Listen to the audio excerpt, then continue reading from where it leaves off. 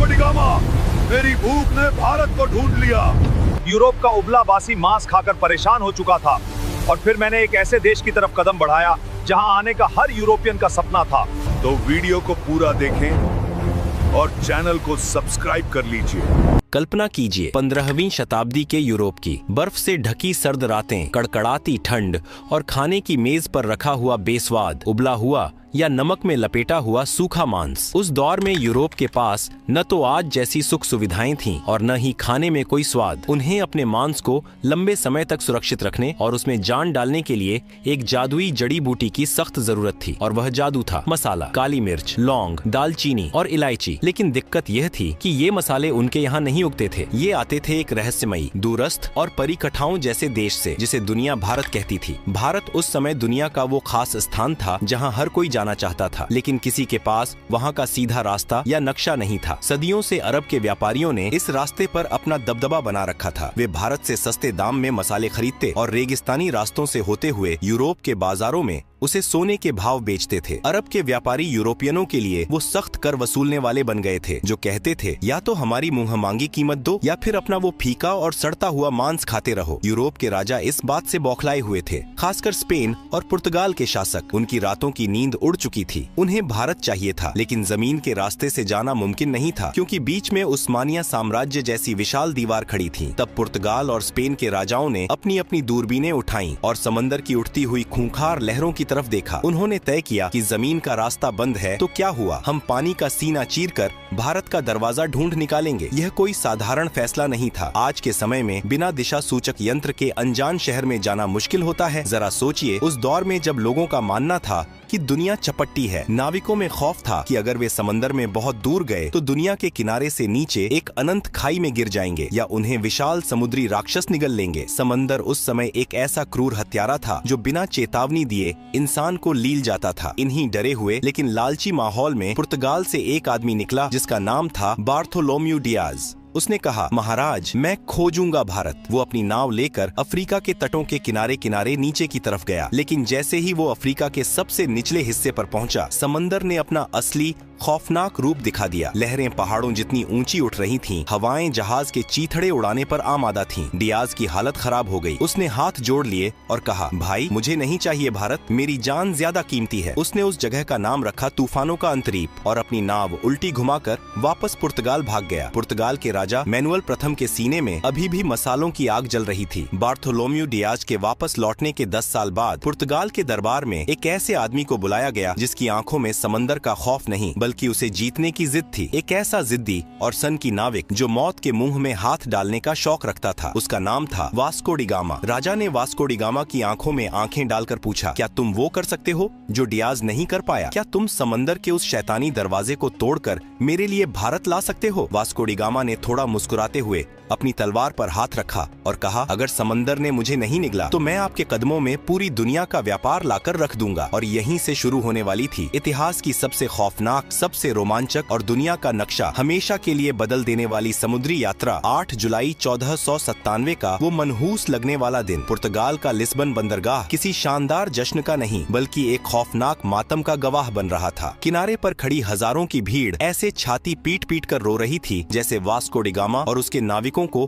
किसी समुद्री यात्रा पर नहीं बल्कि सीधे यमराज के पास एक तरफा टिकट देकर भेजा जा रहा हो। जैसे ही लिस्बन का तट आंखों से ओझल हुआ और जहाज खुले अटलांटिक महासागर में पहुंचे, समंदर ने अपना असली खूंखार रूप दिखाना शुरू कर दिया। न कोई दिशा सूचक यंत्र, न कोई मौसम विभाग की चेतावनी और न ही कोई दिशा बताने वाला यंत्र जो पूरी तरह सटीक हो। सिर्फ आसमान के तारे और भगवान के भरोसे ये मुसाफिर एक ऐसी दुनिया की तरफ बढ़ रहे थे जिसका नक्शा आज तक किसी इंसान ने नहीं बनाया था। कुछ हफ्तों तक तो सब ठीक रहा, हवाएं मेहरबान रहीं, लेकिन फिर अटलांटिक महासागर का मिजाज खराब हो गया। लहरें इतनी ऊंची उठने लगीं जैसे 10 मंजिला पानी की इमारत टूटकर सीधे जहाजों पर गिर रही हो। आसमान में बिजलियां ऐसे कड़क रही थीं मानो ऊपर कोई महायुद्ध चल रहा हो। तूफानी हवाओं ने जहाजों के पालों को फाड़कर चीथड़े कर दिया। लकड़ी के जहाज ऐसे चरमरा रहे थे जैसे कोई अदृश्य दैत्य उनकी हड्डियां चबा रहा हो। निचले हिस्से में नाविकों की हालत देखकर तरस आता था। दिन रात के हिचकोलों से उल्टियां करते करते उनकी आंतें बाहर आ रही थीं। हर कोई माथा पकड़कर रो रहा था। भाई किस पागल के चक्कर में पड़ गए, शांति से पुर्तगाल में बैठकर सूखी रोटी खा लेते, ये भारत के मसालों के चक्कर में अब समंदर की मछलियों का चारा बनेंगे। तूफान तो जैसे तैसे पार हो गया, लेकिन फिर एक और खामोश, अदृश्य और खूंखार दुश्मन ने उन पर हमला कर दिया। शरीर घलाने वाली बीमारी, महीनों से ताजा खाना, फल और जीवन देने वाले तत्व न मिलने के कारण नाविकों के मसूड़ों से खून बहने लगा। उनके दांत सड़कर टूट टूट कर हाथों में आने लगे। शरीर पर बड़े बड़े छाले पड़ गए और भयानक बदबू उठने लगी। जहाज का निचला हिस्सा एक तैरते हुए अस्पताल और मुर्दा घर में तब्दील हो गया था। रोज किसी न किसी नाविक की लाश को एक भारी पत्थर बांधकर समंदर में फेंका जा रहा था। बचे हुए नाविकों का सब्र अब पूरी तरह जवाब दे चुका था। उन्होंने वास्को डी गामा के सामने बगावत कर दी। वो घुटनों के बल गिरकर गिड़गिड़ाने लगे, कप्तान हमें माफ करो, वापस चलो। हमें नहीं चाहिए कोई भारत, हमें नहीं चाहिए कोई सोने की चिड़िया या मसाले, हमें बस जिंदा अपने घर जाना है। लेकिन वास्को डी गामा कोई आम इंसान थोड़ी था। वो एक नंबर का जिद्दी, कठोर और सनकी आदमी था। उसने अपनी तलवार निकाली और एक ऐसा काम किया जिसे देखकर नाविकों की हालत खराब हो गई होगी। उसने दिशा बताने वाले सारे उपकरण समंदर में फेंक दिए और चीख कर बोला, सुन लो कान खोलकर, अब हमारे पास लौटने का कोई रास्ता नहीं बचा है। या तो हम भारत पहुंचेंगे या फिर ये समंदर ही हमारी सामूहिक कब्र बनेगा। अगर किसी ने वापस जाने की बात की तो समंदर बाद में मारेगा, मैं उसे पहले अपने हाथों से काट डालूंगा। उस आदमी के इस पागलपन और खौफनाक जुनून के आगे शायद मौत को भी पसीना आ गया होगा। और तभी वो सबसे खौफनाक घड़ी आ गई। वे अफ्रीका के उस सबसे निचले सिरे पर पहुंच गए थे जहां 10 साल पहले बार्थोलोम्यू डियाज ने अपनी हार मान ली थी। वो जगह थी तूफानों का अंतरीप। आसमान दिन में ही स्याह काला हो गया। ऐसा लग रहा था मानो समंदर और आसमान ने मिलकर इन जहाजों को पीसने की कसम खा ली हो। लहरें इतनी विशाल थीं कि जहाज उनके सामने पानी के बुलबुले लग रहे थे। एक लहर जहाज को आसमान की तरफ उछालती तो दूसरी उसे पाताल में धकेल देती। साओ राफेल जहाज का ढांचा बुरी तरह टूट गया था। हर नाविक ने अपनी आंखें बंद कर लीं और अपने अंतिम समय की प्रार्थना करने लगा। लेकिन वास्को डी गामा जहाज के पहिए को लोहे की तरह मजबूती से पकड़े सीना ताने तूफान की आंखों में आंखें डालकर खड़ा था। प्रकृति अपने पूरे रौद्र रूप में थी। वो उन्हें निगलना चाहती थी, लेकिन एक इंसान की शुद्ध जिद और पागलपन के आगे वो भी हारने लगी। कई दिनों की इस रोंगटे खड़े करने वाली मौत की लड़ाई के बाद अचानक एक सुबह चमत्कार हुआ। तूफान थम गया, हवाएं सर्द से गर्म होने लगीं, लहरें शांत हो गईं और पानी का रंग बदल गया। वास्को डी गामा और उसके बचे खुचे थके हारे नाविकों ने अपनी आंखें खोली। उन्होंने वो कर दिखाया था जो दुनिया के इतिहास में आज तक किसी ने नहीं किया था। उन्होंने उस मौत के दरवाजे को तोड़ दिया था और अब वे एक बिल्कुल नए महासागर, हिंद महासागर में प्रवेश कर चुके थे। उस दिन के बाद से उस खूंखार तूफानों के अंतरीप का नाम बदलकर हमेशा के लिए उम्मीद की किरण रख दिया गया, क्योंकि अब उन्हें यकीन हो गया था कि भारत का रास्ता यहीं से जाता है। लेकिन कहानी अभी बाकी थी मेरे दोस्त। वे हिंद महासागर में तो आ गए थे, लेकिन भारत अभी भी बहुत दूर था। और सबसे बड़ी मुसीबत ये थी कि ये समंदर उनके लिए बिल्कुल नया था। यहाँ का पानी, यहाँ की हवाएं, सब कुछ अनजान था। उन्हें नहीं पता था कि भारत किस दिशा में है। उन्हें अब एक ऐसे इंसान की सख्त तलाश थी जो इस अनजान पानी का उस्ताद हो, जो उनका हाथ पकड़कर उन्हें उस स्वर्ण भूमि तक ले जाए। उन्हें एक स्थानीय राहगीर चाहिए था जो आज के सजीव नक्शे की तरह उन्हें सीधा रास्ता दिखा सके। और वो इंसान उन्हें मिलने वाला था पूर्वी अफ्रीका के मालिंदी तट पर। एक ऐसा आदमी जिसकी एक उंगली के इशारे ने पूरी दुनिया का भूगोल और इतिहास हमेशा के लिए पलट कर रख दिया। अफ्रीका के पूर्वी तट पर मालिंदी नाम का एक शांत और खूबसूरत बंदरगाह था। मौत के समंदर को पार करने के बाद वास्को डी गामा के टूटे फूटे जहाज और उसके बदबूदार थके हारे नाविक जब वहां पहुंचे तो उनकी हालत जिंदा लाशों जैसी हो चुकी थी। उन्हें बस एक ही चीज की तलाश थी, कोई ऐसा इंसान जो उन्हें उस रहस्यमयी भारत तक ले जाए। उन्हें आज के दौर का एक जिंदा नक्शा चाहिए था। और यहीं पर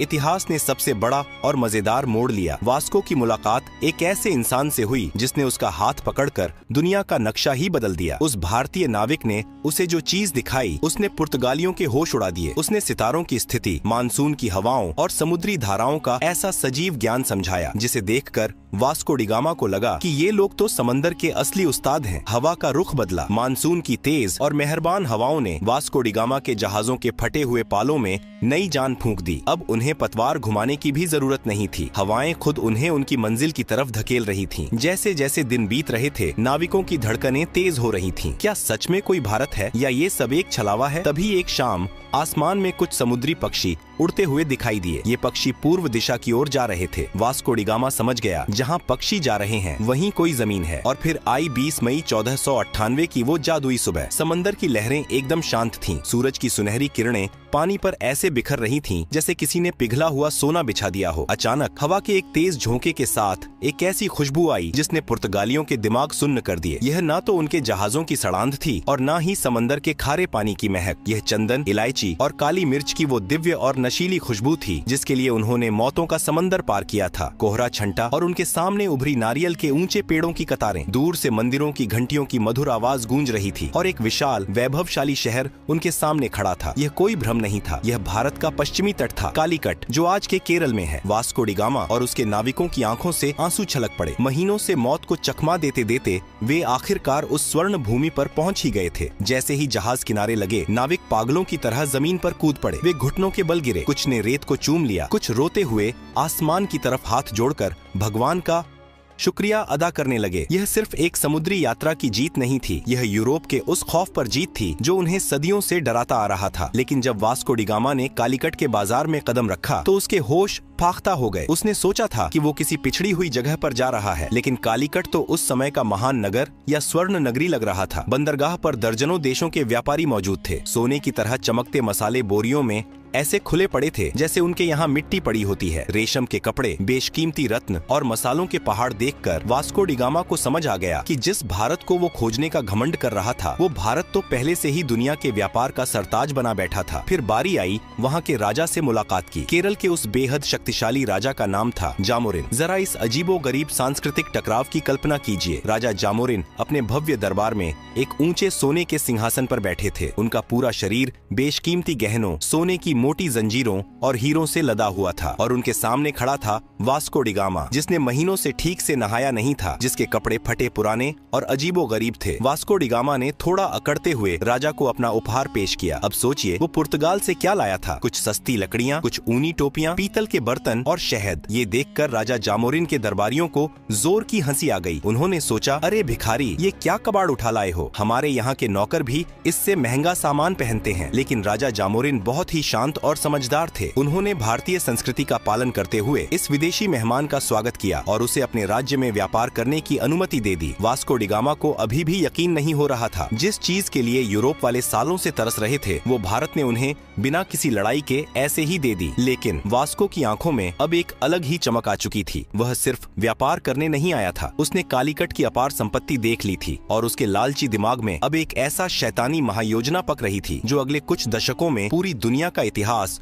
खून से लिखने वाला था। वास्को डी गामा ने कालीकट में कुछ महीने बिताए और वहाँ का चप्पा चप्पा छान मारा। उसने देखा कि यहाँ का माल तो एकदम सबसे उत्तम है। उसने अपनी बची खुची कौड़ियों और पैसों से अपने जहाजों को मसालों से ऐसे भर लिया जैसे कोई इंसान किसी मुफ्त की दावत में अपनी प्लेट में खाना ठूंसता है। काली मिर्च, लौंग, दालचीनी, जहाजों की लकड़ी तक मसालों की महक से सराबोर हो गई थी। एक भारतीय जहाज भी उसने अपने साथ ले लिया ताकि माल ज्यादा ले जाया जा सके। अब बारी थी वापसी की। वापसी का सफर भी कम खौफनाक नहीं था। बीमारियां और तूफान फिर से नाविकों पर टूट पड़े, लेकिन इस बार उनके पास एक उम्मीद थी। उनके जहाजों के निचले हिस्से में करोड़ों का खजाना भरा हुआ था। जब वास्को डी गामा का बचा खुचा बेड़ा पुर्तगाल के लिस्बन बंदरगाह पर वापस लौटा तो वहाँ का नजारा देखने लायक था। जो लोग उसे रोते हुए यमराज के पास विदा कर रहे थे, वो अब उसकी आरती उतारने को तैयार खड़े थे। राजा मैनुअल प्रथम तो खुशी से नाचने लगा, लेकिन असली भूचाल तब आया जब वास्को ने अपना माल पुर्तगाल के बाजार में उतारा। इतिहास का सबसे बड़ा खजाना हाथ लग चुका था। इस समुद्री यात्रा का सारा खर्च, नाविकों का वेतन, टूटे जहाजों का भारी नुकसान, यह सब कुछ काटने के बाद भी उस एक खेप से वास्को डी गामा को पूरे 64 गुना का शुद्ध मुनाफा हुआ। जरा सोचिए, आज के जमाने में लोग व्यापार में थोड़े से मुनाफे के लिए पागल हो जाते हैं और इस आदमी ने एक ही बार में इतना बम्पर मुनाफा मार दिया था। अब तो पुर्तगाल के मजे आ गए, लेकिन ये खबर छुपने वाली थोड़ी थी। पूरे यूरोप में हल्ला मच गया। अरे भारत मिल गया रे, मसालों का कुबेर का खजाना मिल गया। स्पेन, फ्रांस, हॉलैंड और ब्रिटेन, सबके राजाओं की रातों की नींद उड़ गई। पूरे यूरोप में आग लग गई कि ये कंगाल पुर्तगाल वाला रातों रात इतना अमीर कैसे हो गया। जब वो जा सकता है तो हम क्यों नहीं। देखते ही देखते यूरोप के हर देश ने अपने अपने जहाज समंदर में उतार दिए। समंदर में जैसे भीड़ लग गई। सब एक ही रट लगाए हुए थे, चलो भारत, चलो भारत। लेकिन यहीं से इस कहानी का सबसे स्याह सबसे खौफनाक और दर्दनाक अध्याय शुरू होता है। वास्को डी गामा ने जिस समुद्री दरवाजे को खोला था वह असल में आफत का पिटारा था। यह सिर्फ व्यापार का एक नया रास्ता नहीं था, यह यूरोप के खूनी लालच, क्रूरता और साम्राज्यवाद का एक सीधा निमंत्रण था। जिन पुर्तगालियों का राजा जामोरिन ने भारतीय परंपरा के अनुसार अतिथि मानकर स्वागत किया था, उन्होंने व्यापारिक चौकियों को किलों में बदलना शुरू कर दिया। उन्होंने तोपें तान दी और समंदर पर दादागिरी शुरू कर दी। उनके पीछे पीछे डच आए, फिर फ्रांसीसी अपनी नौसेना लेकर आ धमके और अंत में आया इतिहास का सबसे शातिर, सबसे खतरनाक सफेद पोश भेड़िया, अंग्रेजों की व्यापारिक कंपनी। इन यूरोपीय ताकतों को अब सिर्फ मसाले नहीं चाहिए थे, उनकी नजर अब पूरी सोने की चिड़िया पर थी। उन्होंने भारत की रियासतों को आपस में लड़ाना शुरू कर दिया। भारत का वो शांत और वैभवशाली तट जो कभी सिर्फ रेशम, मसालों और संस्कृति के आदान प्रदान का वैश्विक केंद्र था, अब बारूद की गंध, तोपों की गूंज और कूटनीति के गंदे खेल से दहलने लगा। जिस देश ने अपनी महान उदारता के चलते एक फटेहाल, थके हारे विदेशी नाविक को पनाह दी थी, उसी देश को इन व्यापारियों ने अपनी गुलामी की बेड़ियों में जकड़ लिया। व्यापार के नाम पर लूट का ऐसा नंगा नाच शुरू हुआ जिसने दुनिया के सबसे अमीर देश की कमर तोड़ दी। सदियों तक भारत के माथे पर उपनिवेशवाद का कलंक थोप दिया गया। भारत का सारा सोना, सारा वैभव जहाजों में भर भर कर यूरोप की तिजोरियों में जाने लगा और वहाँ की सड़कें भारतीय खून पसीने से चमकने लगी। लेकिन क्या भारत सिर्फ एक जमीन का टुकड़ा था जिसे कोई भी नाविक आकर खोज ले और कोई भी राजा आकर जीत ले? नहीं, भारत एक विचार है, एक अजेय और अमर आत्मा है। सदियों की गुलामी, अकल्पनीय शोषण और घोर अंधकार के बावजूद इस आत्मा की आग को कुचला नहीं जा सका। वास्को डी गामा ने भले ही 1498 में भारत की जमीन तक पहुंचने का रास्ता खोजा था, लेकिन दुनिया ने असली भारत को तब जाना जब 15 अगस्त 1947 को इस देश ने अपनी छाती पर रखी गुलामी की बेड़ियों को एक झटके में तोड़कर फेंक दिया। जब लाल किले की प्राचीर से आसमान में तिरंगा शान से लहराया तो दुनिया को यह परम सत्य समझ में आ गया कि भारत को कोई खोज नहीं सकता। यह वो सनातन सत्य है जो हमेशा से था, है और अनंत काल तक रहेगा। और इस तरह मसालों की एक हल्की सी खुशबू से शुरू हुई एक खौफनाक समुद्री यात्रा ने दुनिया को उसका सबसे बड़ा सबक सिखा दिया कि आप सोने की चिड़िया को कुछ वक्त के लिए पिंजरे में तो कैद कर सकते हैं, लेकिन उसकी उड़ान को हमेशा के लिए कोई नहीं रोक सकता।